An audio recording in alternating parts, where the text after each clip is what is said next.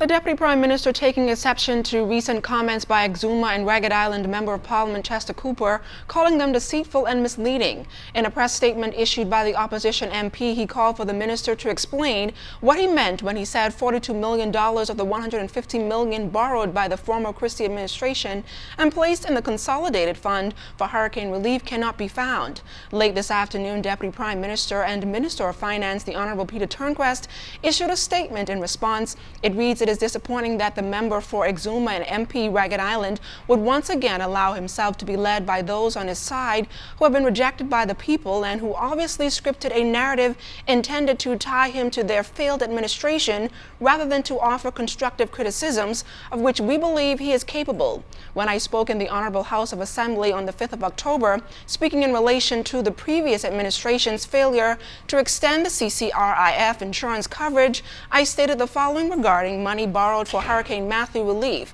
What we do know, however, is that we can only trace approximately $108 million of the $150 million supposedly spent on Hurricane Matthew relief, and while I am not saying the balance is unaccounted for, what I am saying is we are still trying to trace that balance. It is a simple fact that the Ministry of Finance was able to tie approximately $108 million directly to hurricane expenses, but we were unable to say at that date how the balance of $42 million was spent, or if those funds were simply absorbed into the Consolidated Fund and spent to cover usual bills as suggested by the opposition, which was not the stated purpose of the borrowing. To suggest that I stated the money was stolen or otherwise misappropriated is deceitful and entirely misleading. With respect to the fiscal deficit, I have explained the difference between actual cash basis reporting and projection, which is inherently based upon judgment considering known facts. If this concept is unclear to the opposition, then they will have bigger problems going forward.